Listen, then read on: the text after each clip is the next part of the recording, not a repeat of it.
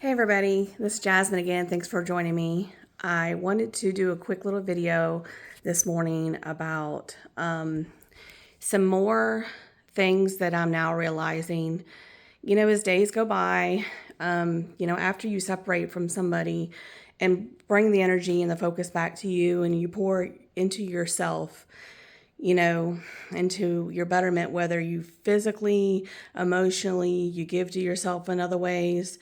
You build your finances, build your dream. It's like you're just going through this process of healing. And sorry, and there's good days and bad days. When you're healing and you're grieving the relationship, but you're also grieving a version of you that used to allow that put up with being breadcrumbed and mistreated, manipulated, and controlled, and you didn't want to see it, but you were allowing it. You were settling for less than what you deserved, and you got to look at yourself because, I allowed that. I allowed it because my internal belief system believed that that's all I was worth. And that's the truth, that you really have to look at within yourself. When you're allowing to overgive to people, out of your own need to feel loved and appreciated and desired and wanted in people's lives, or even just get the attention, you shouldn't have to strive for attention in relationships. You shouldn't have to beg for breadcrumbs. You shouldn't have to beg for somebody's attention when they should be giving it abundantly as much as you're giving it. And as long as you're pouring into yourself and you're not overgiving to somebody else, you have healthy boundaries, you'll learn the people that are looking to just get something from you and play games, and then the people that aren't. And the most recent thing I've learned, again, like now I'm realizing also, I was accepted breadcrumbing again. Though it wasn't as bad as before. So I do see a progression, through doing my introspection, thinking back and being honest with myself about especially the past two relationships, one with a best friend of mine, and then it just never took off. There was feelings there, but it just never took off because it was the wrong time. And, this most recent relationship, I loved them both dearly. I still do. But I'm no longer allowing the breadcrumbing now. I now see it. I now see where I was accepting way less than what I deserved. They poured on heavy in the beginning and then began to slowly pull back as their emotions were triggered. Then they started the manipulation and stuff, and I wasn't seeing it at the time. I did say things about it to both of them. I did say, why are you doing this? Like, what? I've been nothing but loving to you. I've been nothing but giving to you. I've shown you you shouldn't have to prove yourself and your love to somebody. If somebody's healthy and they have a healthy attachment, you don't prove yourself and your love to them.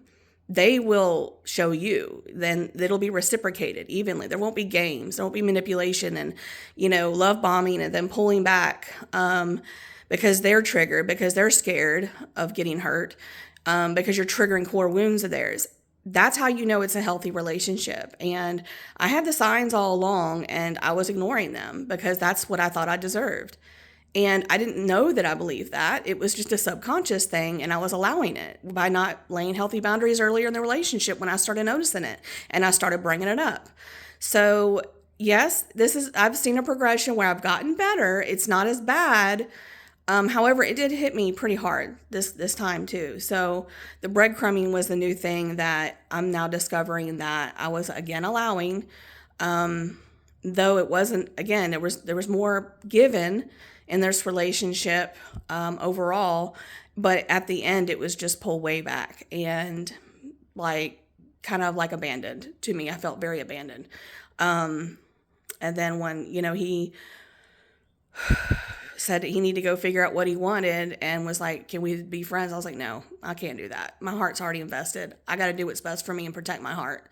I'm no longer going to settle for that. Like, I'm done being friends with men. I'm done with this. Like, you're either going to be all in or nothing. And I accepted that back then, and I'm no longer going to accept that. I don't want guy friends. I want a man that's going to be there for me and support me and protect for me and my family. And, I'm going to be giving just as much in the relationship, and I need somebody just as evenly committed to me. I deserve that. I deserve a very loving, giving, somebody to cherish me and dote on me and treat me like a queen. I deserve that. And I'm thanking this person and the last person for that, because that's a gift that they gave me through this pain and these tower moments. That's a gift that they gave me, was the choice to level up and find my worth, and push me to that point of finding my worth and healing these toxic patterns. It's a gift. It's truly a gift. And I thank you. If you're watching this, I thank you, because that was the greatest gift you could have ever given me. And I still love you all. I still love you. I hope this helps you, work through your trauma, work through your wounds, because that's the greatest gift I can give you, is laying down those boundaries to give you an opportunity to grow, or stay stuck in your toxic patterns and accepting less than what you deserve, because you deserve better too. You deserve somebody loving and giving, and not to overgive to people, and to have healthy boundaries and evenly reciprocated relationships, just like I do. And I love you all. I just wanted to drop this quick little note and just be vulnerable and honest with you, because I've been in my feels to this morning, realizing where I was again, settling for less than what I deserved. And, again, I love those people. It was a gift that they gave me. And I hope this helps some people out there. This is the process of healing you go through. This is the real, raw truth. You have good days and bad days, but keep moving forward. Keep pouring into yourself and recovering. Turn that pain into purpose to better yourself and shine. And you will attract the right person for you when you're ready, when you're healed and you're ready and you're showing up for yourself finally. All right. I hope this helps some people out there. Take care, and I love y'all. Bye.